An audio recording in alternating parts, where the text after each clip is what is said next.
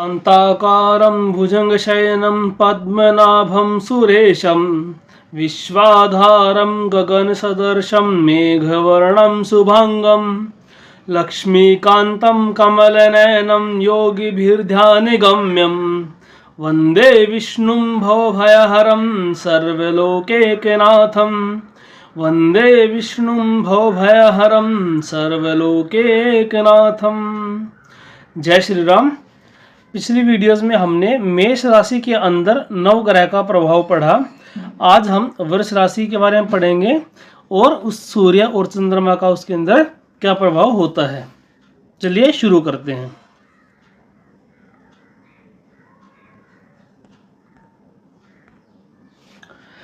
आज हम पढ़ेंगे वृष राशि के बारे में। दूसरी राशि या भाव काल पुरुष की कुंडली में क्या होती है, ये दूसरे भाव के अंदर आती है राशि। ठीक है, पहली मेष राशि होती है, दूसरी क्या होती है, वृष राशि होती है। इंग्लिश में इसको टोरस बोलते हैं। इसका जो सिंबल होता है वो क्या होता है, बुल का होता है। जो चिन्ह होता है वो क्या होता है, बैल का इसका चिन्ह होता है। तो जो इसकी विशेषताएं होंगी वो भी क्या होंगी, बैल से संबंधित होंगी।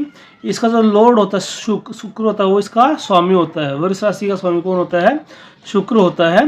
पृथ्वी तत्व की ये राशि है और अर्थ त्रिकोण की पहली राशि है।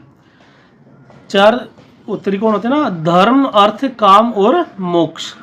तो ये अर्थ त्रिकोण, अर्थ मतलब पैसे से संबंधित, उस त्रिकोण की ये पहली राशि है। चंद्रमा और राहु इसके अंदर उच्च के होते हैं। ठीक है, तो राहु की देखिए, इसमें राहु और केतु के बारे में अलग अलग मनुष्य के अलग अलग विचार हैं।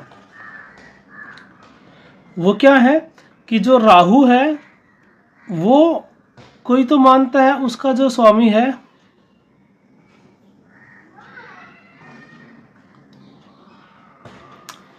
कई विद्वान तो मानते कि राहु और केतु की ना कोई अपनी राशि है ना कोई उच्च नीच की राशि है।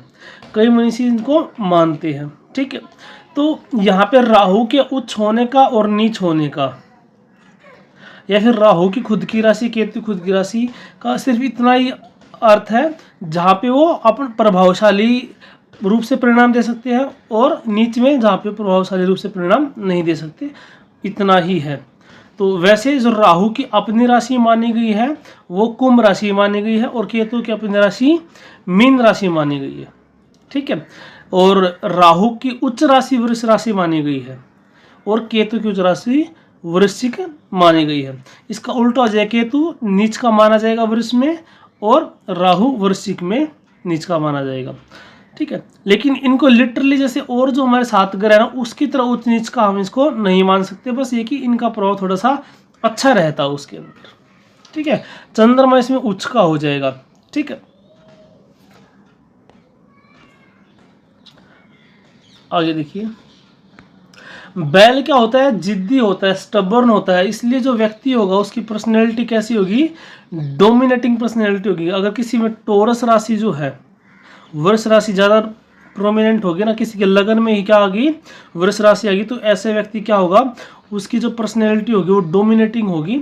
और बैल क्या करता है, सामने से आक्रमण करता है। ठीक है, देखिए अपोजिट है ये, राहु का सिर्फ सिर है। ठीक है, राहु क्या है, सिर्फ सिर है और केतु क्या है, पूंछ है। तो बैल जो वृष राशि है उसमें क्या सिंबल क्या है, बैल है। तो बैल सामने से आक्रमण करता है, उसका भी सिर विजिबल होता है। तो इसलिए राहु यहाँ पे उच्च का माना गया है। ठीक है, दूसरी राशि फूड के इनटेक की है। राहु मुंह है तो खाना हम मुंह से खाते हैं। ठीक है, और वृश्चिक राशि जो है वो आउटलेट की है, आउट गोइंग की राशि है, निष्कासन की राशि है, छिद्र स्थान है। तो केतु की सिर्फ पूंछ होती है, तो केतु क्या करेगा, पीछे से अटैक करता है। तो इसीलिए उसको वृश्चिक का में उच्च का माना गया। ठीक है, तो बैल जिद्दी होता है। तो अगर किसी के लगन में अगर ये राशि आ जाएगी तो क्या हो जाएगा, वो व्यक्ति भी क्या होगा, थोड़ा सा जिद्दी स्वभाव का होगा, डोमिनेटिंग उसकी पर्सनैलिटी होगी, लेकिन सामने से अटैक करना पसंद करेगा। पृथ्वी तत्व के गुण जो है वो बैल से मिलते हैं। कैसे मिलते हैं कि बैल जब एक बार उन्हें कदम जमा लेता है ना तो जल्दी से फिर पीछे नहीं हटता। ठीक है, पृथ्वी के अंदर भी क्या एक स्थिरता का गुण है। ठीक है, क्योंकि पृथ्वी तत्व क्या है, स्थिरता को दिखाता है। अगर जो है गुरु ग्रह वृष राशि में है तो विचार क्या होंगे, स्थिर होंगे। अगर गुरु ग्रह जो है, ठीक है, जुपिटर अगर टोरस में है तो उस व्यक्ति के विचार क्या होंगे, स्थिर होंगे। क्यों होंगे? क्योंकि पृथ्वी तत्व की राशि है। राहु की विशेषता वृष से मिलती है। वैसे राहु को कुंभ का स्वामित्व प्राप्त हो और केतु को मीन राशि का, ये मैं आपको पहले ही बता चुका हूं। अभी राहु को वृष राशि में उच्च का माना जाता है और केतु को वृश्चिक राशि में। राहु सांप का सिर है, मतलब हमेशा सर दिखता है, और बैल का भी सर दिखाई देता है, ठीक है। बैल को जब बिल्कुल स्टार्टिंग में हम देखेंगे तो क्या होगा, उसका सर का एक ऑरा अलग ही, उसकी एनर्जी एक अलग ही है, उसके चेहरे से बहुत कुछ एक्सप्रेस होता है, तो चेहरा ज़्यादा विजिबल होगा। होता ना कई व्यक्तियों का चेहरा दिखाई देता है कि उनकी मसल्स विजिबल होती है, ठीक है, या चेस्ट विजिबल होती है ज़्यादा, किसी की नाक ज़्यादा विजिबल होती है, किसी का चेहरा ज़्यादा विजिबल होता है, ठीक है। तो यहाँ पे क्या होगा, राहु भी सर है सिर्फ, और बैल का भी सिर्फ सर ही ज़्यादा दिखाई देता है, इसीलिए भी इनको क्या है, समान रूप से मान लिया गया है कि दोनों एक तरीके से इनके कारकत्वों को होल्ड करते हैं। राहु के द्वारा जब एक्सीडेंट होगा तो सामने से होगा, और केतु के द्वारा जब एक्सीडेंट होगा तो पीछे से होगा। कोई गाड़ी आगे से टक्कर मारेगी, पीछे से टक्कर मारेगी, ये हम देखेंगे राहु और केतु के प्रभाव से, ठीक है। उसमें मंगल का इन्वॉल्वमेंट, शनि का इन्वॉल्वमेंट भी जरूरी है, ठीक है, और 6, 8, 12 का संबंध भी कुछ बनना चाहिए। अर्थ त्रिकोण का पहला भाव या राशि है कौन सी, वृष राशि, ये मैं आपको बता चुका हूं। दूसरा भाव अकमलेशन का है, संग्रहण का दिखाता है कि इकट्ठा कितना करेगा व्यक्ति। और राहु का भी कारकत्व क्या है, ज्यादा से ज्यादा क्या, संग्रहण करना, इकट्ठा करना, ठीक है। ये मिल गया, अब और ये और मिल जाए, इसको इकट्ठा कर लिए और मिल जाए। अब देखिए दूसरे भाव या राशि की विशेषता क्या है। दूसरे भाव कारक ग्रह या राशि का कारक ग्रह क्या है, गुरु है। कालपुरुष की कुंडली में 2, 5, 9 और 11 का कारक क्या है, गुरु ग्रह है, ठीक है। अब देखिए जैसे 5th हाउस जो है ना, 5वां घर जो है, वो किसके लिए होता है, एजुकेशन के लिए होता है, बच्चे के लिए होता है, लव मैरिज के लिए होता है, ठीक है। 9वां घर पिता के लिए होता है, गुरु के लिए होता है। 11वां घर लाभ के लिए होता है। तो जैसे 9वां घर है पिता के लिए और गुरु के लिए होता है। अगर पिता को देखेंगे तो कारक ग्रह सूर्य को ले लेंगे, गुरु को देखेंगे तो कारक ग्रह बृहस्पति को या गुरु को ही ले लेंगे, ठीक है। तो यह हमारे संचित धन को भी दिखाता है, ठीक है। 2, 8, 11वां भाव जो है वो पैसे से संबंधित है। त्रिकोण बन गया दूसरे 8वें का और 11वें का त्रिकोण बना, नहीं बना। 2, 6, 10 का क्या बनता है, त्रिकोण बनता है। लेकिन 8वां और 11वां भाव भी क्या होता है, 8वां और 11वां भाव क्या होता है, वो भी पैसे से संबंधित होता है। देखिए 1, 5, 9, 2, 6, 10, 3, 7, 11 और 4, 8, 12 ये त्रिकोण बनते हैं। लेकिन 8वां और 11वां भाव भी पैसे से संबंधित है। कमाई कितनी करेगा, गेन्स कितने होंगे, वो 11वां भाव दिखाएगा। बचत कितनी होगी, यह दूसरा भाव दिखाएगा। और एफडी, इन्वेस्टमेंट और पैतृक संपत्ति या पैतृक जो जमीन है वो कितनी मिलेगी, वो क्या हमारा अष्टम भाव दिखाएगा, ठीक है। तो ये हम सारे कारक तत्व पढ़ रहे हैं दूसरी राशि के। अब फिर यही सारी चीजें क्या होंगी, हम जितने भी 9 ग्रह हैं ना उनके कारक तत्व के साथ इसको ब्लेंड कर देंगे, इनको मिला के फिर इसको पढ़ेंगे। तो अगर आपको अगर आपको 9 ग्रह के कारक तत्व समझ में आ गए और 12 राशियों के कारक तत्व समझ में आ गए तो क्या फिर आप इजीली इनको ब्लेंड कर पाओगे, फिर आप कितने भी कॉम्बिनेशन बना सकते हो, ठीक है। यहाँ पे बस हम क्या है कि एक एग्जाम्पल के द्वारा मैं आपको समझाने की कोशिश करता हूँ। कुछ एग्जाम्पल आपको दे देता हूँ कि सूर्य इसमें होगा तो क्या होगा, चंद्रमा इसमें होगा तो क्या होगा। बाद में ऐसा होगा जब कुछ चीज़ें समझ में आने लगेंगी तो धीरे धीरे आप खुद से भी चीज़ें समझ पाएंगे, खुद से चीज़ें फाइंड आउट कर पाएंगे अपने चार्ट में, अपने परिवार के चार्ट में। तो मेन चीज़ क्या है कि कमाई कितनी होगी ये 11वां भाव दिखाएगा, लेकिन बचत कितनी होगी ये दूसरा भाव दिखाएगा। दूसरी बात क्या है, संग्रहण कितना करेगा, अकमलेट कितना करेगा व्यक्ति, वो भी दूसरा भाव दिखाता है।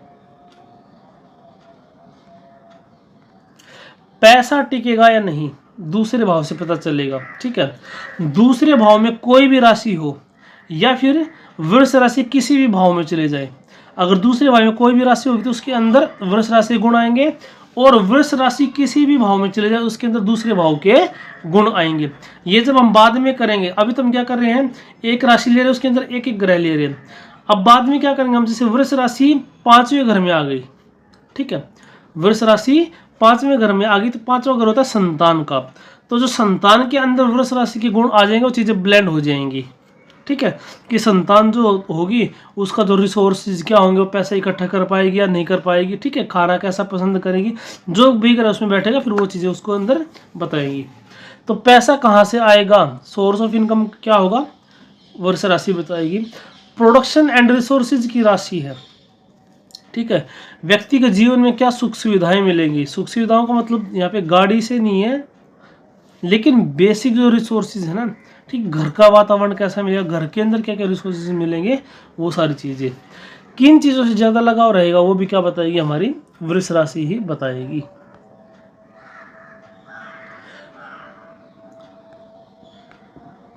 परिवार, खाना और मुंह की राशि है कि किस किस को दिखाती है, फैमिली को दिखाती है, फूड हैबिट्स खाने को दिखाती है, और माउथ को रिप्रेजेंट करती है।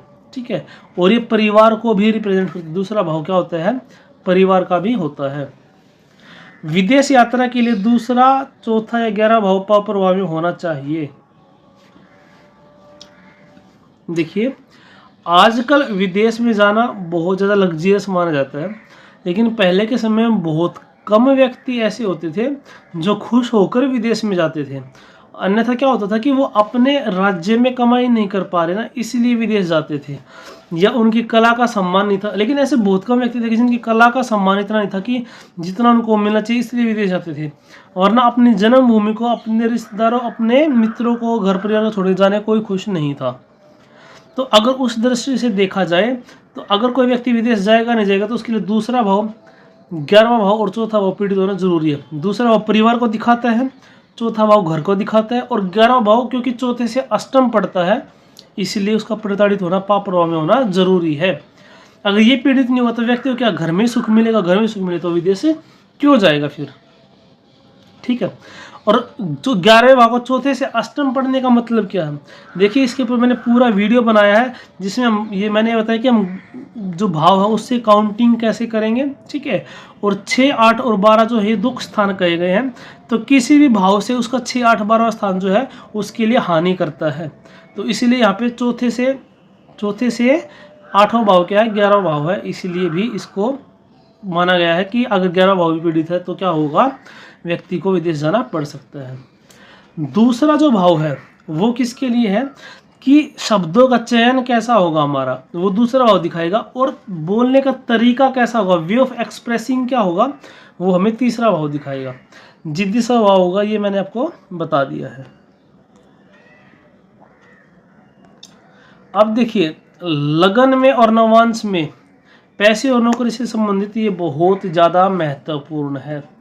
क्यों है कि अगर लगन कुंडली में दूसरे भाव में कोई ग्रह बैठा है या वृष राशि में कोई ग्रह बैठा है, तो उस ग्रह की दशा अंतरदशा में व्यक्ति को जॉब मिल सकती है। अगर जॉब पहले से ही है तो व्यक्ति को प्रमोशन मिल सकता है। और यही रूल जो है ना वो नवांश पे भी लागू होता है। अगर आपकी नवांश कुंडली में भी दूसरे भाव में बैठे हुए ग्रह या फिर वृष राशि में बैठे हुए ग्रह की दशा अंतर्दशा आती है तो आपको जॉब मिल सकती है। पर इसके लिए ग्रहों का गोचर देखना भी अति आवश्यक है। वो हम आगे सीखेंगे, ग्रहों का गोचर कैसे देखते हैं, बहुत बाद की बात है, उससे पहले हमें बहुत सारी चीज़ें सीखनी है। देखिए, ज्योतिष कुछ ये 1 या 2 दिन की बात नहीं है, इसके अंदर सतत प्रयास चाहिए। हाँ, लेकिन मैं इतना अवश्य मानता हूँ कि जितना पेशेंस, जितना टाइम हम किसी अन्य सब्जेक्ट को देते हैं, आज आपको चपरासी लगने के लिए भी 10th क्लास तक अच्छे से पढ़ाई की होनी चाहिए। उसके बाद आपको कंपटीशन टेस्ट क्लियर करना पड़ेगा, उतने सारे लोगों को आपको पीछे पछाड़ना पड़ेगा, फिर आपको सीट लेनी पड़ेगी, तब जाके आप एक पियोन लग सकते हैं, जिसमें आपको बहुत ज़्यादा दिमाग की ज़रूरत नहीं है। फाइलें पकड़ानी, पानी पकड़ाने, ये करना वो करना है, ठीक है। लेकिन उसके लिए मेहनत बहुत ज़्यादा चाहिए आपको। उस काम में जितना दिमाग चाहिए या नहीं चाहिए वो एक अलग चीज़ है, लेकिन उसको प्राप्त करने के लिए बहुत मेहनत और दिमाग चाहिए, ठीक है।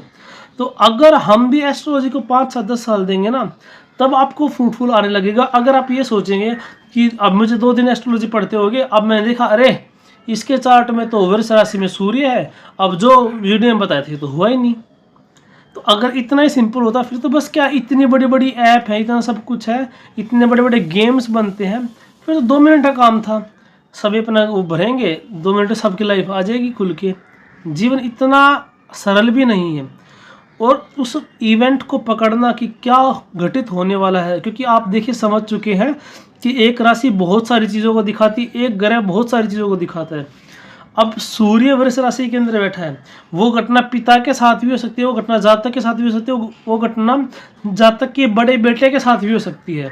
अब सूर्य गवर्नमेंट को भी दिखाता है, ठीक है। तो अब वो कोई चीज़ कैसे मैनिफेस्ट होगी, ठीक है, उसको पकड़ने के लिए हमें गहन अध्ययन करना पड़ेगा। इसके लिए हमें सतत प्रयास करने की आवश्यकता है, लेकिन हताशा से निराश होने की ज़रूरत नहीं है। देखिए हमारे सब्जेक्ट ही बहुत सारे ऐसे होते हैं। अब मैथ्स के अंदर कैलकुलस है, फिजिक्स के अंदर जब हम IIT करते हैं तो न्यूमेरिकल कितने ज़्यादा होते हैं। या कोई बंदा UPSC की तैयारी करता तो कोई आसान काम थोड़ी होता है, ठीक है। हाँ, लेकिन ये मेरा वादा ज़रूर है कि जितनी आप UPSC के लिए, IIT के लिए, इनके लिए इतनी मेहनत करते हैं, अगर आपने इतनी ही ज्योतिष के लिए मेहनत कर दी तो result will be very very very good. आपकी इमेजिनेशन से भी बियॉन्ड होंगे। जब आपको फल मिलेगा ना उस चीज़ का, तो आप कल्पना भी नहीं कर सकते, इतना पैसा मिलेगा, इतना नेम फेम मिलेगा, इतनी रिस्पेक्ट मिलेगी, ठीक है। हालांकि एक दशा ज्योतिषी, एक अच्छा ज्योतिषी तो वही होता है जो इन सब चीज़ों का लालच नहीं करता, लेकिन एप्रिसिएशन मिलना बहुत ज़रूरी होता है ताकि आप आगे बढ़ पाएँ, ठीक है। तो अभी हम देखेंगे सूर्य और चंद्रमा मेष राशि में क्या करते हैं। पिछली वीडियो में मैंने ना हर मेष राशि हर ग्रह के कारक तत्व भी बताए हैं, हर ग्रह के कारक तत्व मैं अलग से भी वीडियो बना चुका हूँ, ठीक है। तो आप उन वीडियो को ज़रूर रिवाइज करिएगा, क्योंकि ये आपको लास्ट तक काम आएंगी। जैसे ABCD जो है, प्लस माइनस जो है, हमेशा काम आती है ना, ऐसे ये भी हमेशा ही आपके काम आएंगी। ये बेसिक्स हैं आपके। अब देखिए सूर्य वृष राशि में पहले क्या, भव्य योग का निर्माण। ऐसा जो व्यक्ति होगा ना, भव्य जीवन जिएगा, ठीक है। वृष राशि किसी भी भाव में हो तो उसे भाव के साथ उसके कारक तत्वों को लिया जाएगा। जैसे अगर मेष राशि 5वें भाव में है तो 5वें भाव में क्या है, बच्चों के अंदर सारे गुण देखने को मिल सकते हैं, ठीक है। अभी मैंने जस्ट पहले बताया कि अगर मेष राशि 5वें भाव में होगी तो मेष राशि गुण 5वें भाव में जाएंगे ही जाएंगे। ऐसे वृष राशि 5वें भाव में होगी तो वृष राशि गुण 5वें भाव में जाएंगे ही जाएंगे, ठीक है। सूर्य क्या प्रकाशमान है, दूसरा भाव क्या धन है। तो ऐसे व्यक्ति के पास ऐसा धन हो, इतना धन हो सकता है कि दूसरों को प्रत्यक्ष रूप से लगेगा, वो छुपाने से भी नहीं छुपेगा। कुछ व्यक्ति ऐसे होते हैं कि पैसा बहुत होता है लेकिन छुपा के रखते हैं, लोगों को पता ही नहीं इसके पास कितना धन है। लेकिन ऐसे जातक के पास ऐसा हो सकता है कि इतना पैसा है कि उसके छुपाए से भी नहीं छुपेगा, ठीक है। और अगर इसका संबंध 11 भाव से बन जाए तो और भी अच्छा हो जाता है, क्योंकि 11 भाव लाभ का है, ठीक है।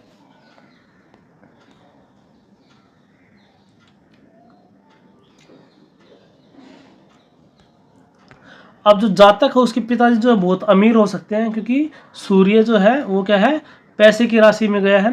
या फिर आभूषण, bank, finance, food production, store keeping आदि में हो सकते हैं।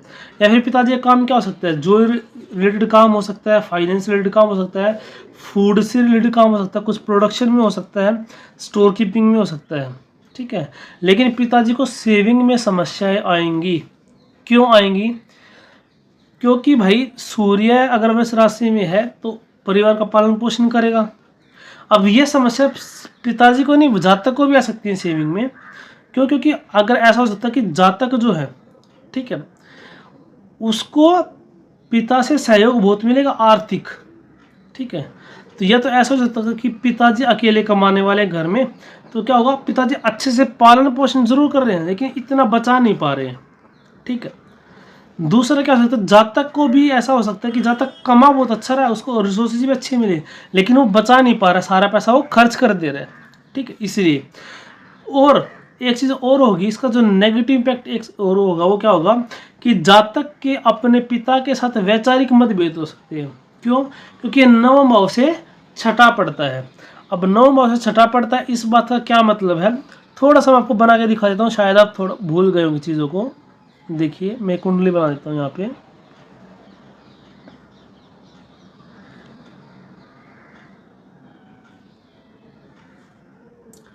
ये पहला भाव है, ये दूसरा, ये तीसरा, ये चौथा, ये पांचवा, छठा, सातवां, आठवां, नौवां, 10वां, 11वां और 12वां। अगर आप थोड़ी सी प्रैक्टिस करेंगे ना, तो आपको तो देखते ही समझ में आ जाएगा कौन सी से कौन सा भाव है। ठीक है, मोस्टली क्या होता है कि हमें उससे 7वां भाव जरूर याद हो जाता है। जैसे पहला और 7वां कॉम्बिनेशन है, ठीक है, जैसे पहले और 7वें कॉम्बिनेशन होता है, दूसरे और 8वें का, तीसरे और 9वें का, चौथे और 10वें का, 5वें और 11वें का, छठे और 12वें का। तो तीसरे और 9वें कॉम्बिनेशन, तो ये इससे सप्तम होता है, ये इससे सप्तम होता है, तो इससे एक भाव पहले छठा ये हो जाएगा दूसरा। फिर हम कर लेते हैं 1 2 3 4 5 और 6। अभी मैंने बताया 6 8 12 जो होते हैं वो दुख स्थान होते हैं, तो वहाँ पे चीज़ें प्रॉब्लमेटिक हो जाती हैं। तो इसीलिए जातक को जो है पिता से वैचारिक मतभेद हो सकता है। गवर्नमेंट जॉब के लिए बहुत अच्छा योग है। ठीक है, ऐसा व्यक्ति जो है, क्योंकि टोरस साइन जो वृष राशि वो क्या दिखाती है, सोर्स ऑफ इनकम को दिखाती है, पैसा कहाँ से आएगा, और सूर्य गवर्नमेंट को दिखाता है। तो ऐसा व्यक्ति को क्या है, या तो पिता से बहुत ज़्यादा धन मिल सकता है, या फिर क्या होगा, गवर्नमेंट जॉब मिल सकती है, या फिर दोनों ही हो सकते हैं। एक राजा की तरह संग्रहण करेगा परंतु ईमानदारी से। ठीक है, अकमलेशन ज़्यादा होगा लेकिन उसके अंदर ऑनेस्टली काम करेगा, क्योंकि सूर्य आत्मा का कारक भी है। अगर एफ्लिक्शन में नहीं होगा तो ऐसा व्यक्ति क्या करेगा, ईमानदारी से पैसा कमाएगा, पर एक राजा की तरह रहेगा, एक राजा की तरह। ठीक है,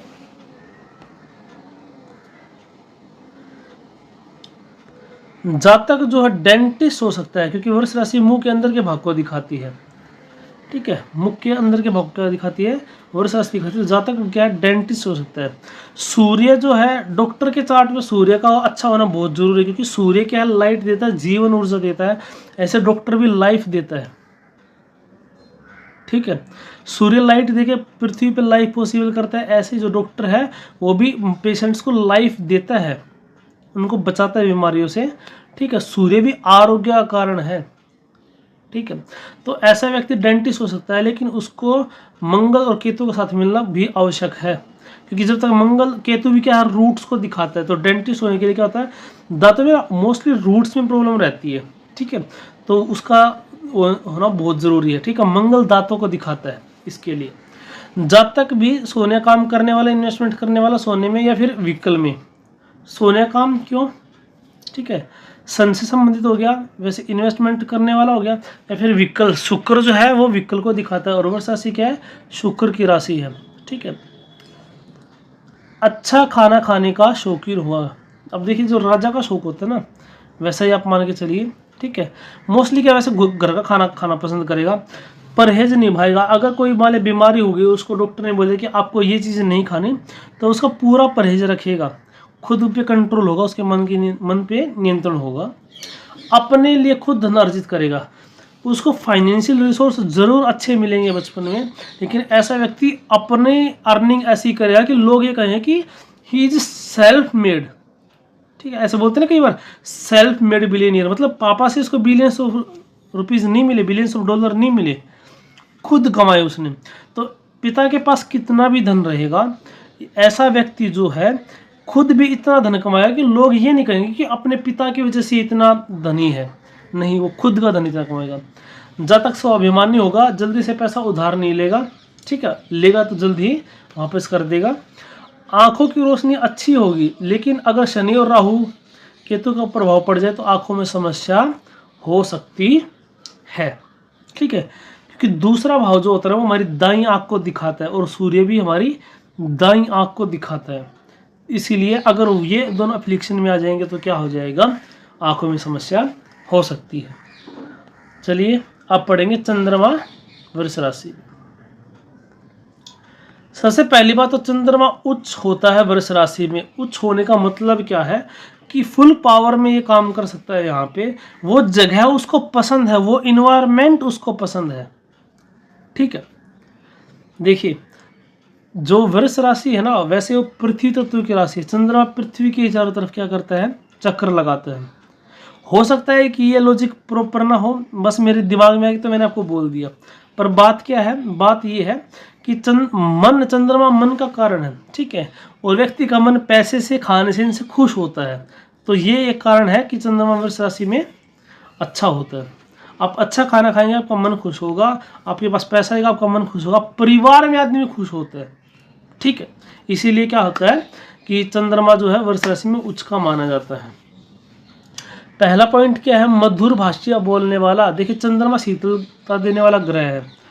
जो सूर्य जब उसमें होगा ना, वृष राशि में होगा, तो क्या होगा कि बिटर ट्रुथ भी बोल देगा, ठीक है, सच बोल देगा और कड़वा भी बोल देगा, कोई दिक्कत नहीं है उसको।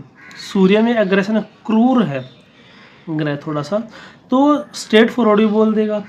लेकिन चंद्रमा अगर है तो वो क्या होगा, मीठा बोलेगा, लेकिन बहुत सफाई से झूठ बोलने वाला भी हो सकता है, क्योंकि चंद्रमा के अंदर 16 कलाओं में एक कला ये भी है, झूठ बोलना।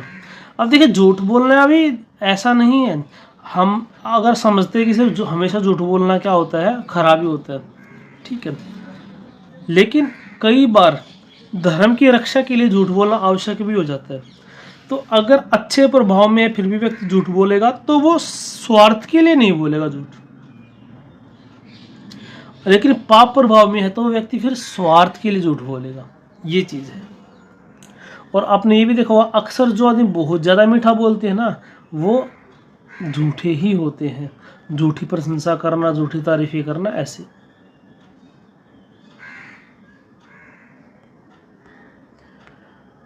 माता बहुत अमीर हो सकती है, बहुत ऊंचे विचारों की, ठीक है, माता जो है वो बहुत अमीर हो सकती है और बहुत ऊंचे विचारों वाली हो सकती है, हाई वैल्यूज होगी, ठीक है, क्योंकि चंद्रमा पैसे की राशि में चलेगा और चंद्रमा माता को दिखाता है, तो माँ बहुत अमीर हो सकती है। अन्नपूर्णा होंगी, दूसरा भाव खाने का है, तो ऐसे व्यक्ति अगर कोई घर में आएगा तो माँ क्या होंगी, उसको खाना खिलाए बगैर नहीं जाने देंगी, ठीक है।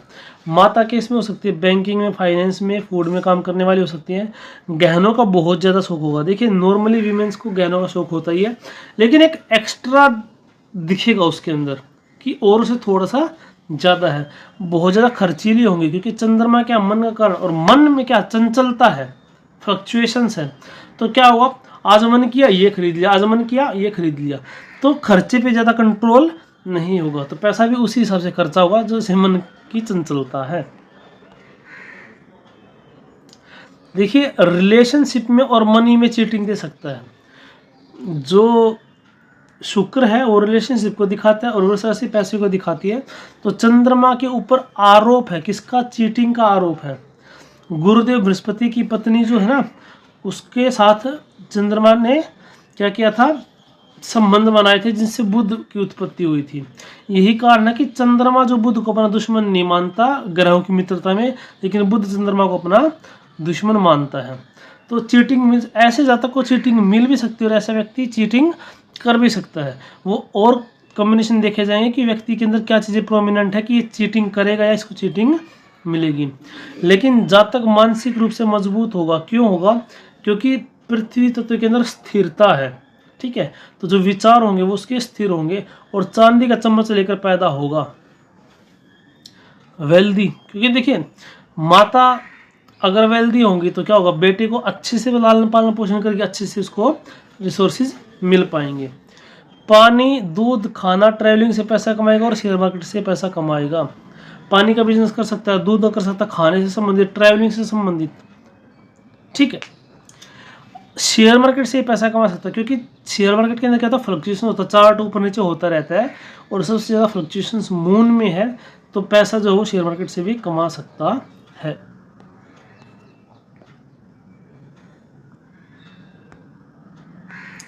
बहुत अच्छा कलाकार बन सकता है, क्योंकि शुक्र की राशि में है।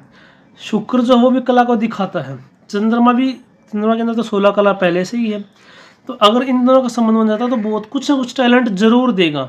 और अगर व्यक्ति का संबंध तीसरे या 9वें भाव से हो जाए ना, तो व्यक्ति को पेंटर बना सकता है, ठीक है। तीसरा भाव क्या है, हाथों की स्किल्स का है, ठीक है। और नवम क्या है, तीसरे से सप्तम पड़ता है, तो वो क्या कला से संबंधित हो गया, ठीक है। और अच्छा एक्टर भी बना सकता है अगर बुध का साथ मिल जाए। चंद्रमा शुक्र और बुध का कॉम्बिनेशन अच्छा हो ना, तो एक बहुत अच्छा एक्टर बना सकता है। क्यों बना सकता है, चंद्रमा इमोशन का कारण है कि भावनाएं कितनी एक्सप्रेस, बुध एक्सप्रेशन का कारण है और शुक्र कला है, आर्ट है। तो जब ये तीनों मिल जाएंगे ना, चंद्रमा के अंदर भी कलाएं हैं, ठीक है, तो जब ये तीनों मिल जाएंगे, बुध क्या वे ऑफ एक्सप्रेसिंग है, ठीक है, तीनों मिल जाएंगे तो क्या हो जाएगी, बहुत अच्छा एक्टर भी बना सकता है। अब ऐसा नहीं कि ग्रह ही तीनों बैठे, इनका एक दूसरे की राशि से संबंध बन जाए, कुछ ऐसा, वो संबंध कैसे बनते हैं वो हम आगे पढ़ेंगे। दो ग्रहों की युति हो, एक दूसरे के एक्सचेंज में बैठे हो, एक दूसरे को देख रहे हो, ठीक है, ऐसे मतलब बन जाते हैं। या एक ही डिस्पोजिटर सेम हो दोनों के, दोनों मंगल की राशि में बैठे, दोनों बुध की राशि में बैठे हैं, मान लिया चंद्रमा और शुक्र दोनों कन्या राशि में बैठे हैं, तो हम मानेंगे कि ये चंद्रमा बुध और शुक्र की युति ही हो गई है तीनों की, क्योंकि वो बुध की मूल त्रिकोण राशि में बैठे हैं, ठीक है। या फिर क्या है कि चंद्रमा मिथुन राशि में बैठा है और शुक्र जो है वो कन्या राशि में बैठा, तो भी हम कहेंगे कि चंद्रमा शुक्र बुध की युति होगी, क्योंकि दोनों बुध की राशि में बैठे, तो बुध ने दोनों को कनेक्ट कर दिया, ठीक है। पृथ्वी तत्व की राशि, इसलिए भावना स्थिर होगी, इमोशनली स्टेबल होगा ऐसा व्यक्ति, ठीक है। चंद्रमा के ऊपर चोरी का आरोप है, इसलिए ऐसा व्यक्ति चोर भी बन सकता है अगर ये पाप प्रभाव में चला जाए तो, अगर इसके ऊपर एफ्लिक्शन आ जाए, शनि राहु केतु मंगल का प्रभाव ज़्यादा आ जाए तो, ठीक है। तो आज हमने वृष राशि की विशेषताएं पढ़ी, सूर्य और चंद्रमा वृष राशि के अंदर पढ़े, ठीक है। अगली जो वीडियो होगी उसमें जो ये ज्योतिष रूपी ज्ञान गंगा बह रही है, उसमें मैं आपके सामने जो और ग्रह हैं उनकी विशेषताएं, उनके जो कारक तत्व है, क्या परिणाम होगा उनका वृष राशि में, वो ज्ञान रूपी कलश लेकर आपके सामने प्रकट होगा। तब तक आप सबको जय श्री राम।